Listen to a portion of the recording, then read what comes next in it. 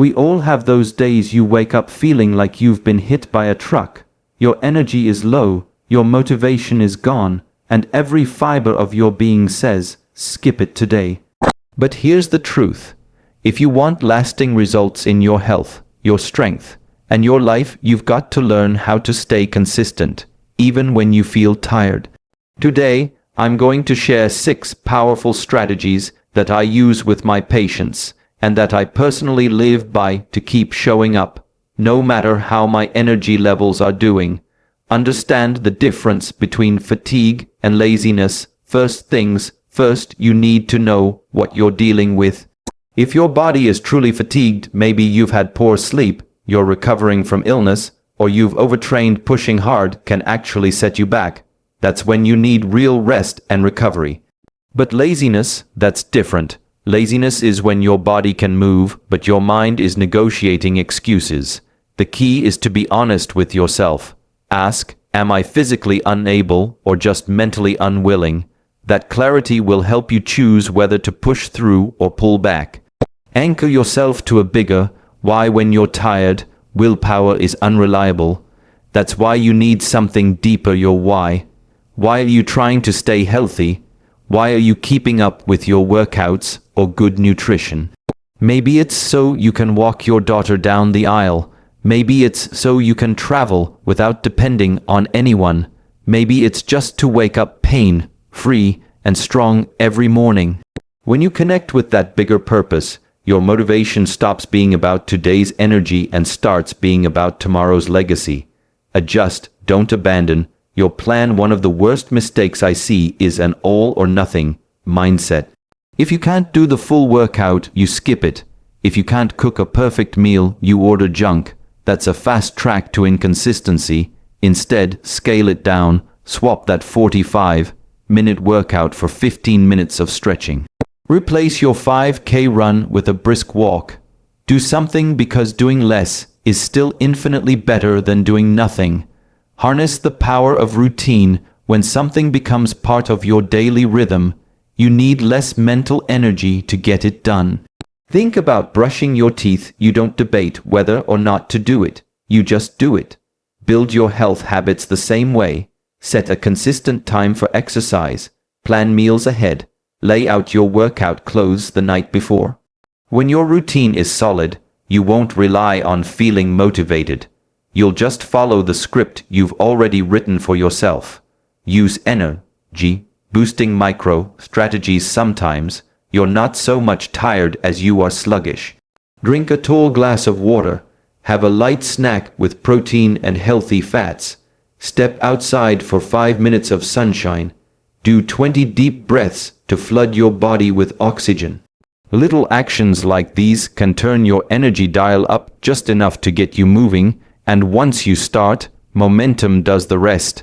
Give yourself permission to rest without guilt. Now, here's the part most men forget. Rest isn't a failure. It's part of the process. Your muscles grow in recovery, not during the workout. Your mind sharpens when it's well rested. Taking a planned rest day is very different from quitting. It's an investment in your next strong, focused effort. Remember, consistency is not about never missing a day. It's about always coming back. You know, before we even talk about strategies or routines, there's something I want you to really understand, and it's something most men overlook. There's a huge difference between feeling genuinely fatigued and just feeling lazy. They might feel the same in the moment, that heavy sensation in your body, the reluctance to get moving, but they come from completely different places. And if you mistake one for the other, you'll either push yourself into burnout or you'll let yourself off the hook too easily. Neither is good. Think about this. True fatigue is your body's way of saying, I'm running low on resources. Maybe you've had a poor night's sleep. Maybe you've been training hard and your muscles are screaming for recovery. Maybe you're fighting off an infection, or your stress levels have been quietly draining your reserves.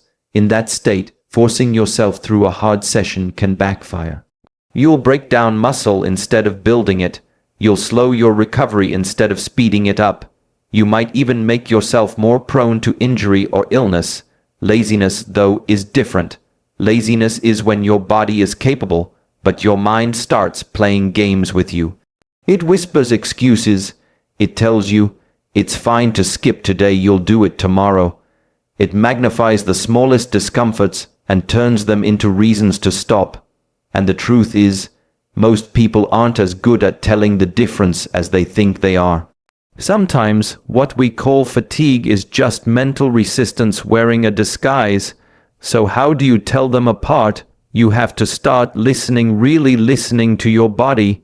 If you're genuinely fatigued, you'll often feel it in more than one place. Your muscles will be sore in a way that doesn't ease up with a warm-up. Your eyelids will feel heavy even after you've been up for a while.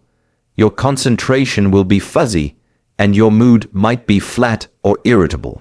It's a full body signal. If you're just being mentally resistant, though, it feels different. The moment you start moving even just a little, the heaviness begins to fade. A short walk, a light stretch, a few deep breaths, and suddenly you realize you had more in the tank than you thought. That's your sign. The problem wasn't a lack of energy. It was a lack of momentum. The danger is, if you don't learn to tell them apart, you'll either grind yourself into exhaustion by pushing when you should be resting, or you'll train yourself into inconsistency by resting when you should be pushing. Neither leads to the progress you're looking for. What we're aiming for here is balance, the kind that keeps you moving forward steadily without burning out. This is why I tell men all the time, be honest with yourself, but also be disciplined with yourself. When you wake up feeling tired, don't make a decision lying in bed. Get up, drink some water, maybe do a few minutes of gentle movement, then reassess. If you're still dragging, your body might truly need recovery. If you feel more alert, it was probably just mental resistance, and now you know you can move forward. And here's something important. Neither state is bad. Fatigue is a signal to care for yourself. Laziness is a signal that you might need to reconnect with your purpose. The real danger is ignoring both signals and just going through life on autopilot. Pay attention, respond appropriately. That's how you protect your progress and your health. Because at the end of the day, consistency doesn't come from forcing yourself no matter what. It comes from knowing when to push and when to pause and having the wisdom to do the right one at the right time. When your energy is running low, you can't rely on sheer willpower to carry you through. Willpower is like a battery, it drains fast, especially when you're already tired.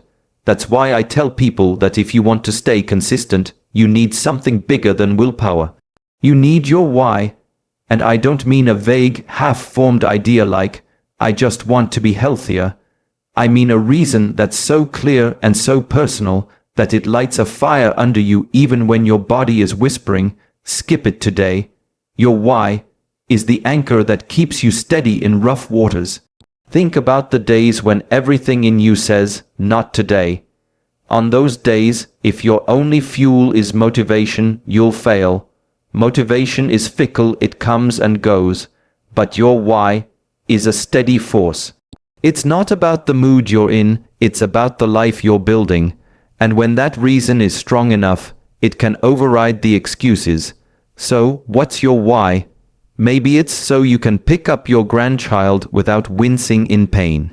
Maybe it's so you can still travel and walk miles without stopping every 5 minutes. Maybe it's to keep your independence so you don't have to rely on anyone to do basic things for you. These aren't just goals, they're emotional drivers.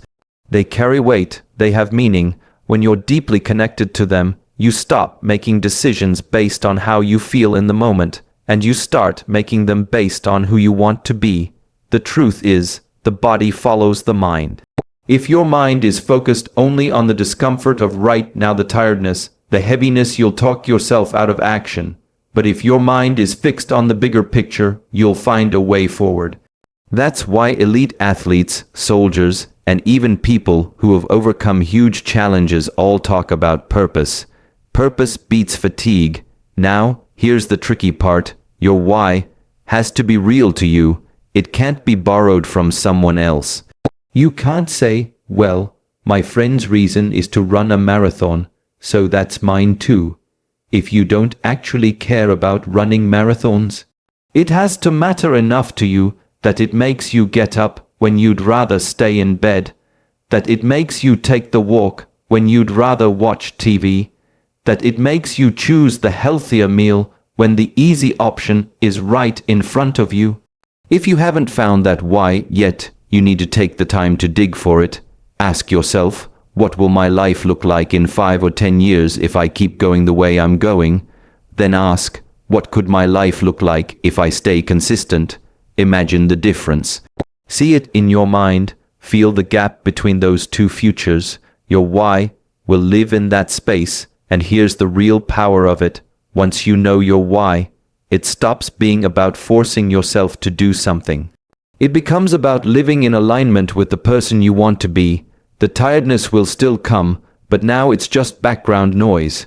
Your reason, your anchor, will keep you steady, and that's what makes consistency possible, even on the hardest days. One of the biggest traps people fall into is this all or nothing way of thinking. If they can't do the full workout, they skip it entirely. If they can't prepare the perfect healthy meal, they just order something quick and unhealthy. It's as if they believe the only two options are going all in or not doing anything at all. But life doesn't work like that, and neither does consistency. If you want to make progress when you're tired, you've got to learn the art of adjusting without abandoning the plan. When your energy is low, it's not about forcing yourself to perform at your peak. It's about finding a way to keep moving forward, even if that step is smaller than usual. Let's say you usually walk for an hour. Today, your legs feel heavy, and the idea of 60 minutes feels like a mountain.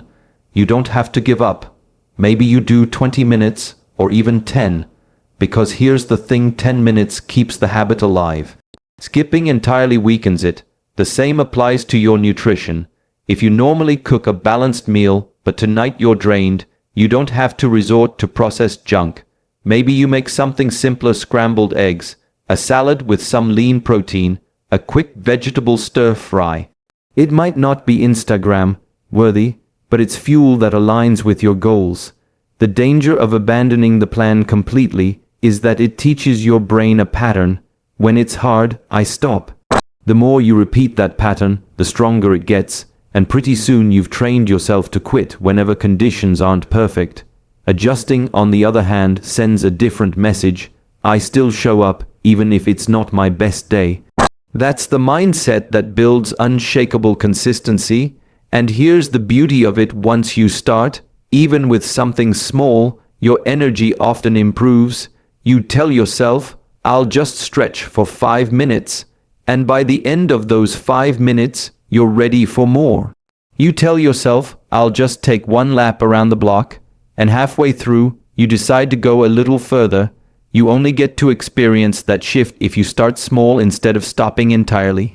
Some people worry that scaling back means they're being weak or lazy, but that's not weakness, that's strategy. Professional athletes don't push to their limit every single day. They have light days, active recovery sessions, and adjustments built into their training plans. Why? Because they understand the long game. They know that preserving momentum is more important than maxing out every single session. When you adjust instead of abandon, you protect 2 things: your physical health and your mental discipline. Physically, you avoid pushing so hard that you break down. Mentally, you prove to yourself that you can still follow through even on tough days. And that proof, that evidence, is what makes it easier to do it again tomorrow. So the next time you wake up and your body says, I can't do the whole thing, don't use that as an excuse to do nothing. Use it as a chance to practice flexibility. Give yourself permission to do less, but refuse to do nothing. That's how you keep the chain unbroken. And over time, it's not the big, heroic days that make the difference, it's the small, imperfect efforts that you showed up for anyway. When you're tired, one of the hardest parts is simply getting started. That's where routine becomes your greatest ally. See, when something is truly part of your routine, you don't need to negotiate with yourself every day. You don't need to ask, "Do I feel like it?" because the decision was made a long time ago. You just do it, and the less you have to think about starting, the less room you give those excuses to sneak in. Think about brushing your teeth.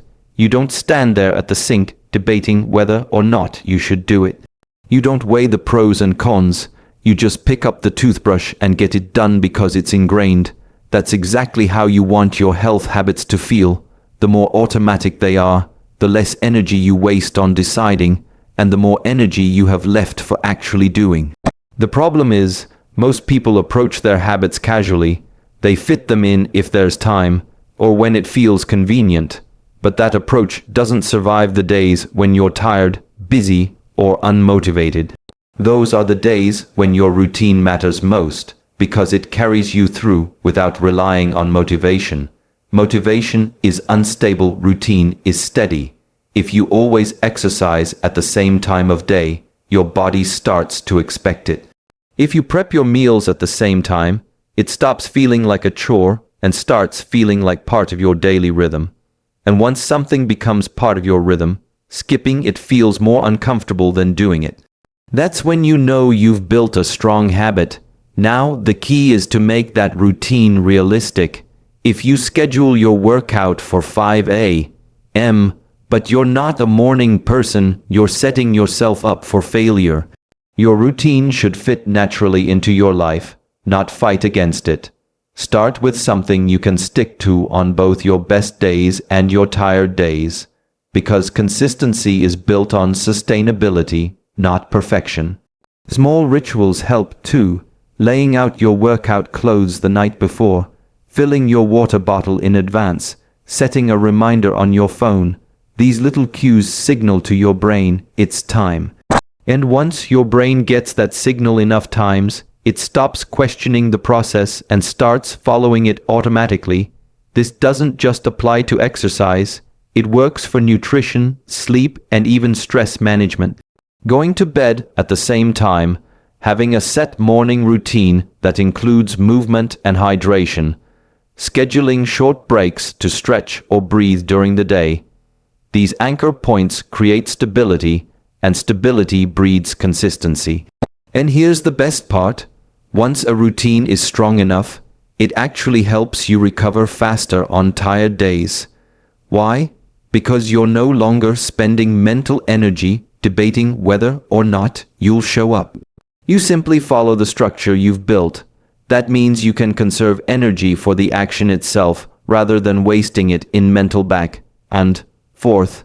So, if you want to stay consistent even when you're tired, don't rely on willpower to drag you through each day. Build a structure that does the heavy lifting for you. When the habit is part of who you are, you won't have to force yourself to do it, you'll just do it, because that's what you do. And that's the kind of rhythm that keeps you moving forward for years, not weeks. Sometimes the problem isn't that you're completely drained, it's that you're running at half speed. You're not so exhausted that you can't move, but you feel heavy, sluggish, unmotivated. In those moments, what you need isn't a long nap or a day off. What you need is a small spark to turn the engine over.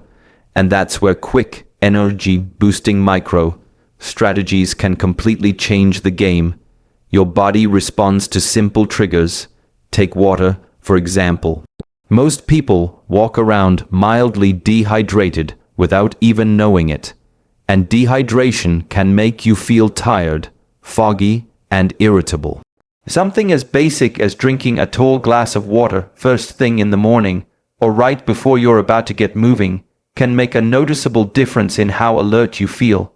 It's so simple that we overlook it, but the effect is real. Then there's movement, not a full workout, just movement.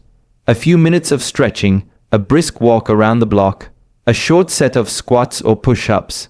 It doesn't have to be fancy. The point is to get your blood flowing and your heart rate slightly elevated. Your brain wakes up when your body is in motion, and once you feel that shift, the rest of your plan becomes much easier to follow. Another one is sunlight. It's incredible how much a few minutes outside can reset your energy levels. Natural light helps regulate your circadian rhythm, that's your body's internal clock, and it signals your brain to be alert. Even if you just step out onto your balcony or stand by a sunny window, you're giving your body a signal that it's time to be awake and active.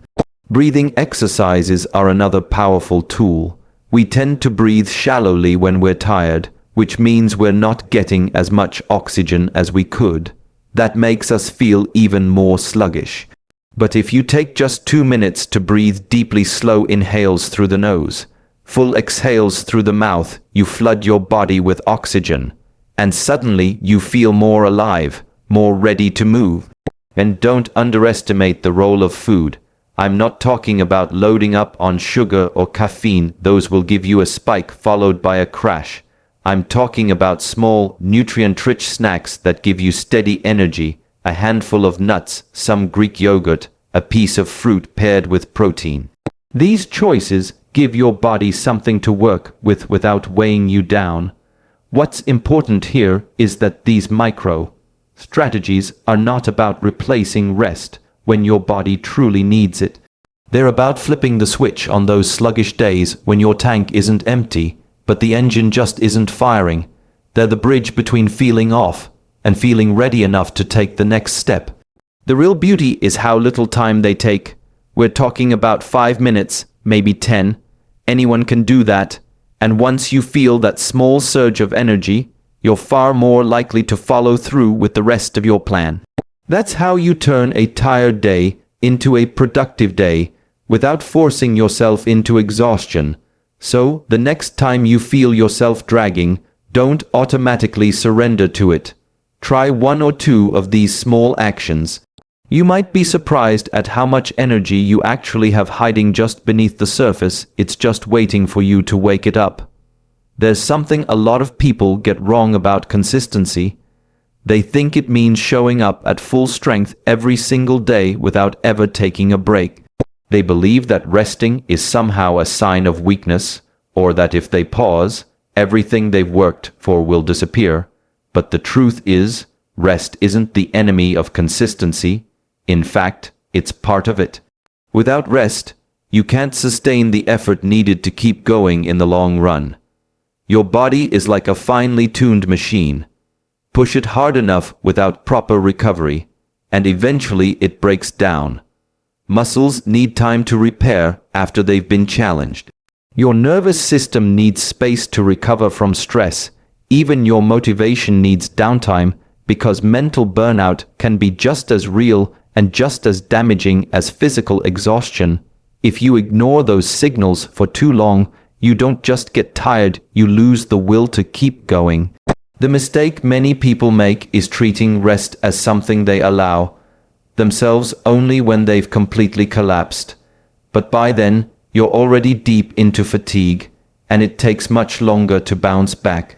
Planned rest, the kind you choose and schedule, keeps you from reaching that breaking point. It's not quitting, it's strategic maintenance. Think about it this way. If you drive a car hard every day without ever stopping for fuel or servicing, it's not going to last. The same applies to your body.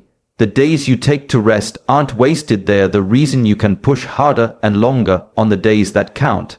Skipping rest isn't a show of strength. It's a gamble you'll eventually lose. This also means you have to drop the guilt. Too many people ruin their recovery days by spending the whole time feeling bad about them. That stress undermines the whole point of resting in the first place. When you've planned to rest, embrace it fully. Do things that genuinely recharge you: light stretching, a walk in nature, reading, spending time with loved ones. Rest doesn't have to mean lying still all day, but it does mean giving your body and mind a break from intense demand. And here's where it all ties back to consistency. If you see rest as part of your routine rather than a disruption to it, you stop falling into the boom and bust cycle. That's the pattern where you go hard for a while, burn out, disappear for weeks, then start over. Instead, you build a sustainable rhythm that allows you to keep showing up for years, not just weeks or months. The men who stay strong, mobile, and independent into their later years are rarely the ones who train the hardest every day. They're the ones who train smart, listen to their bodies, and balance effort with recovery. They don't waste time feeling guilty about resting, because they know it's the reason they can still perform. So if you want to make consistency a lifelong habit, give yourself permission to rest not as an excuse, but as a strategy. When you come back, you'll not only be physically stronger, but mentally sharper, and far more ready to give your best. That's the kind of consistency that truly lasts.